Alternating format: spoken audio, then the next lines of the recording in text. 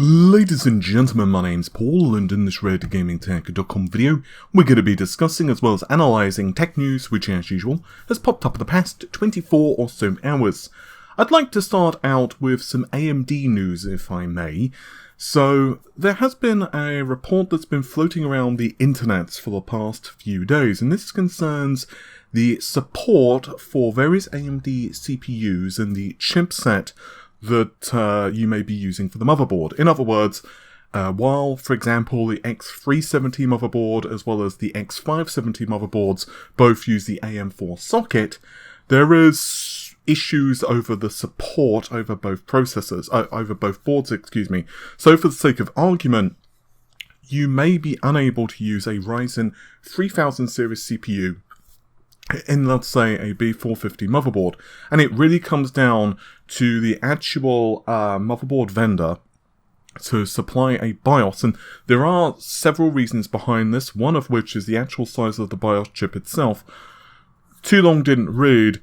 The more processors that you support on the motherboard, basically the bigger the BIOS needs to be, and obviously if you only are creating a motherboard with like a limited budget, particularly the cheaper B450 motherboards, and this was also prevalent on the X370 boards back in the day. Basically, BIOS support can be a bit of a pain in the ass, and there are other concessions as well. For example, PCIe 4, it basically has slightly different specifications in terms of the actual PCB itself, the traces on the board. So this is one of the reasons that AMD had to go back on the PCIe 4 support with, let's say for the sake of argument, X470. There are some motherboard vendors which put out beta BIOSes which do allow you to run your graphics card, for argument, in PCIe 4, but you're also running an older version of AGESA, so you may have some problems anyway with performance because basically later AGESA versions for Ryzen 3000 basically boost better, and it's a whole mess. Anyway, the reason I'm bringing all of this up is because there has been a report floating around that the X570 boards or greater essentially will be required to support Ryzen 4000, aka Zen 3, and this is 110% true. With a couple of caveats, but I'll get into the caveats in just a moment. So basically this was actually confirmed to me in a press briefing which took place a while ago. I've been unable to disclose this because I was under NDA, because I got briefed of the B550 chipset as well as the Ryzen 3300X and the 3100, which by the way are really nice processors. But long story short, during the briefing I was told, along with other members of the press, that the Ryzen 4000 series, which once again is going to be Zen 3 powered, will basically require an X570 board or later, and naturally this would also extend to B550 as well. So you could purchase a B550 motherboard and pick up, let's say, a 4700X, assuming they call it the 4700X. Now I did say with some caveats, and basically the caveat is APUs, well, you can see yourself the story there, and also it does depend on the motherboard vendor. So basically AMD are not mandating support and are not mandating that vendors do not support it, but they are basically, I guess, issuing this as kind of a guideline. So in short, if you have a decent X470 board, I'm not saying you're screwed, to use very simple language, it just means that you may not get support for Ryzen 4000. And this kind of brings you to a couple of questions. The first one you could ask is, does it technically live up to the promises that AMD made back in the day when Lisa Su said that the AM4 platform has this like legacy support up until 2020? Oh, and on that subject as well, I was told in the briefing that the support will extend past 2020, but I wasn't given any information regarding the processors. So it kind of seems like Ryzen 4000 is going to launch in late 2020, but the support for the platform, I was told, is going to continue. So it's going to be interesting to see how that happens. I'm assuming it may be APU based or something like that. And the other question that this brings up is why the hell AMD took so long to release the B550 chipset.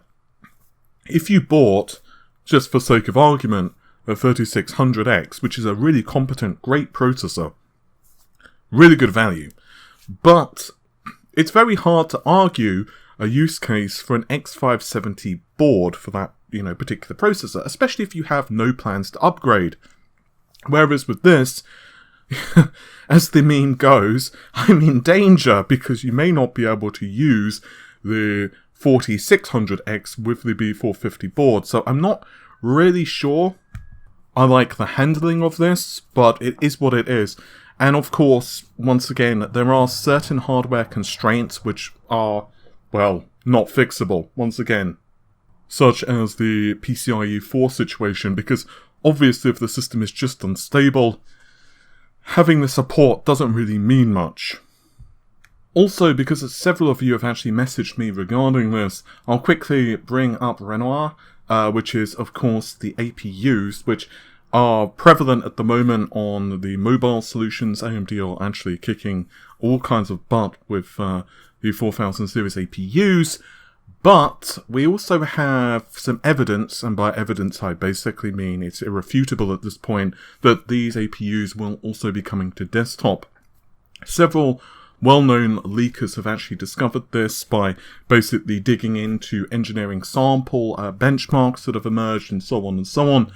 But long story short, Tim Apisak, Kamachi, as well as Rogame have all discovered various benchmarks of these processors.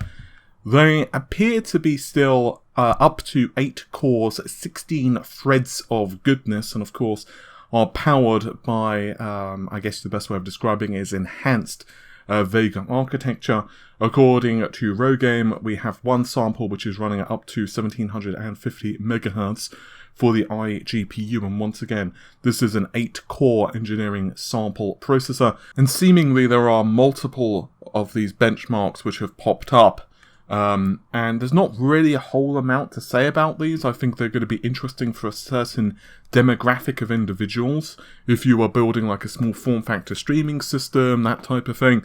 Personally, it's not a product that I would use in my daily life. But I definitely think for, once again, some people this would be extremely interesting. We also do not know the number of compute units which are present on the die, so it could be 8 or fewer. Obviously, we could look at the laptop variant, but we don't know whether the die is smaller there or what tweaks they've made. And moving from AMD news, let's shift our focus to the PlayStation 5. Which, as we all know, we don't even know what it bloody looks like yet. But we may actually have an insight now into when the console will finally be unveiled, and this is from 2 different sources, which I like. More sources equal, obviously, a greater likelihood that the thing is true. The first is that we heard of Jeffrey Grubbs, who stated that the reveal event was going to be early June 4th to be precise. We already recovered that piece of news. But according to Jason Schreier, this date actually seems to tally up. His sources are telling him it's going to be early/mid-June. And obviously the current cough, cough, cough, cough world events may cause the date to fluctuate. But that kind of, time frame, let's say the first couple of weeks in June, are looking pretty damn solid.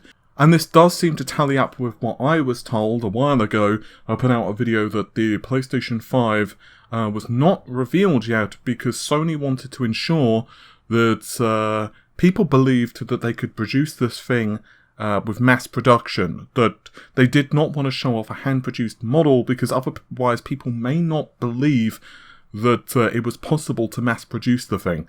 Now you can make of that what you will. I don't have any details as to why Sony feel that way, or assuming that information is accurate. All I know is the system is supposedly rather intricate, but clearly that doesn't really explain the actual design of the console itself and what the outer aesthetic looks like, or actually what the internals would be like to kind of mandate this concern. But we do know that most likely there will be a teardown as well, because Mark Cerny has stated that they're planning to do kind of like a cooling teardown and show what is actually inside the system. But obviously Cerny himself did not provide that information, so whether this would be part of the early June reveal, or whether that would be a separate event which takes place in an entirely different time, who the hell knows. And, well, we've discussed the PlayStation, might as well move on to the Xbox. We did cover, of course, the Inside Xbox yesterday, so thanks to everyone who did watch the video. And I think the best way of describing the response to this was, well, mixed. And Aaron Greenberg himself has actually said that, well, yeah, they got things wrong. He admitted that they set expectations incorrectly. I'll read out what he said verbatim. Had we not said anything and just shown May Inside Xbox like we did last month, I suspect the reactions might have been different. Clearly, we set some wrong expectations, and that's on us. We appreciate all of the feedback, and we can assure you that we will take it all in and learn as a team. He also said that, of course, we will be showing more games in the future, and according to industry insider Shinobi, he says that in the July event, they will, of course, be showing first-party titles, but they will also be debuting more third-party games as well. Although, of course, what those games are and, what type of gameplay or, what kind of reveals we'll see, well, that's up in the air. I do agree, though, that Aaron Greenberg is actually coming at this the correct way. Just take the criticism and say, you know what? Yeah, we screwed up. And I totally agree with his point here. I think the big problem was that people expected, as I said yesterday with Amy, kind of like live demos, maybe even if it was just one, like I kind of expected with Assassin's Creed, we'd see some dude just sitting there playing for a couple of minutes, maybe after or before a story trailer. So we'd see some kind of cinematic or something like that. And then they would say something along the lines of, world premiere Assassin's Creed Valhalla, and they would show a couple of minutes of some guy running around stabbing people, and then that would be kind of the end of it, and then maybe they would show kind of one last little tease, and then the show would kind of come to a conclusion. That's how I expected, at the very least, Assassins to be kind of handled. There were some games that we did see some gameplay for, but in general, most of the time I had absolutely no inkling of how a game was actually even supposed to play. And the very final thing that I'd like to discuss is actually some quotes from Jason Ronald, who is the Partner Director Program Management at Team Xbox. And he went on to say about the whole 12 T-flop thing and performance of the hardware and what was going to be important for the next generation in an interview with Eurogamer. I'll, of course, link it in the video description. To me, he began, it's about the end-to-end performance of the system. It's not one aspect versus another. What was critically important to us was sustained levels of performance, unlike anything you've seen before.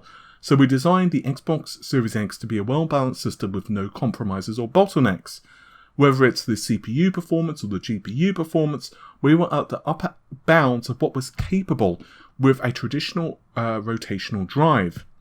So we knew we had to invest in things like the SSD level I/O performance. We designed the Xbox Velocity architecture to be the ultimate solution for asset streaming. When it comes down to is the innovation and integration between the hardware and the software. Look at something like the Velocity architecture. There's a combination of the NVMe SSD, a dedicated hardware decompression block, a new file system API called Direct Storage, and then the new innovations on top of that even called sampler feedback streaming, which is what allows us to have an effective memory multiplier beyond what's in physical memory. You also have to have something like variable rate shading. Not only do we have the 12 teraflops of GPU power, but developers can be much more efficient in how they use it, and they can deliver results even beyond their raw teraflops. and what's in the box. So to me, it's more about how the Xbox Series X is used and integration of hardware and software that will define what's possible for the next generation, end quote. And this is kind of a springboard to multiple different talking points, honestly. This is what I keep saying, that teraflops are not the be-all and end-all of consoles, and there is a lot more to this. Honestly, he's missing out quite a lot of really cool stuff, really cool technology on the Xbox in the statements. I've actually gone deeper into things like sampler feedback in my DirectX 12 Ultimate video, so you can go ahead and check that out if you would so desire. But long story short, there are so many elements to these consoles which kind of tie in together. And I think the best way of kind of thinking of it is that one element is not the linchpin. All of these elements together kind of form the whole. So teraflops are definitely extremely important. To kind of paraphrase myself from an upcoming video, Microsoft and Sony both had very different goals with their console. With the Xbox, it's designed for massive parallel performance, like monstrous levels of parallel performance, huge amounts of compute performance. And honestly, some of this were lessons that they learned from the Xbox One, because as you are possibly aware, the Xbox One actually had far fewer asynchronous compute engines than the PlayStation 4, because Sony kind of bumped those up, and this also meant that they had, kind of some interesting times when it came to how compute commands as well as rendering commands could be sent to the GPU. Basically, Sony, I'm keeping this simple for this video, but basically Sony were able to issue commands a lot easier from multiple CPU cores, and this really hampered the Xbox One. Combine that with the fact that the GPU itself was just lower in performance, and of course the ESRAM as well. And Microsoft had actually plans originally, to my understanding anyway, speaking to several developers, they had planned to have more RAM on the APU. Rather than 32 megabytes. I've heard it was going to be more, but when they were cost reducing the console basically closer to mass production, they realized, or as it was getting closer kind of like towards the final design of the console before it entered mass production and before they were kind of giving the system over to developers, somewhere around there, basically they realized that this was not possible, either because of yields or other reasons, and they had to reduce the amount of ESRAM on the APU, which also hurt them as well. And I think Microsoft learned a lot of lessons with the Xbox One. Sony, meanwhile, have kind of done the reverse. They've gone with a more tighter integrated design, which is designed to basically throw out data as fast as possible. But obviously the design is narrower, which means you have less compute performance, but the entire system is churning through data way faster. So it's really going to be really dependent on the actual game itself, as well as the game engine, on which system is probably going to perform better. But make no mistake about it, the Xbox Series X is going to be ridiculous for certain things. The best way of describing it, from what I'm hearing anyway, is that the Xbox is going to be capable of throwing more compute-based effects on screen, and this it does include stuff like ray tracing. A crap ton of stuff is obviously compute-driven, and this can even be stuff like physics, because let's say for the sake of argument, a building starts crumbling. Some of that, in fact quite a lot of that, could actually be done on the GPU, physics kind of work. But on the other hand, the PlayStation, to my understanding anyway, can just simply throw more data around the system, which means that it can get a lot more assets in. So which one is going to be better? Once again, it's probably going to be highly dependent upon the game. And I am super interested in what both machines are capable of. But I think that this generation is going to be absolutely amazing, and I'm really excited to see what developers can bring to the table. And this also brings me to a final point regarding the Xbox event from yesterday. I noticed some folks were kind of disappointed in the visuals that were on display, and I wasn't actually, given a lot of the games were kind of like indie titles. I'm going to be a lot more, I'll be a lot more judgmental, I suppose, when I see, like, titles from AAA developers, as well as, naturally, the first-party studios. That is going to be kind of what I'm more interested in to judge the next generation.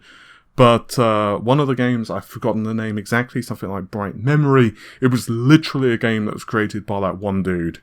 So, yeah, I'm really excited to see what both Sony and Microsoft kind of bring to the table. Last couple of things. So, a developer's actually got back to me with PlayStation 5 questions, so that will be up probably tomorrow, it looks like.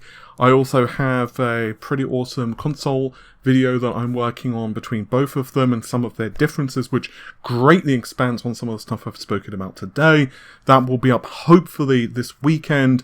It's looking like it's going to be Sunday. It's possible it might slip to Monday because I had to rewrite a lot of the script because I got some more information. There will be some comment link stuff over the next couple of days as well.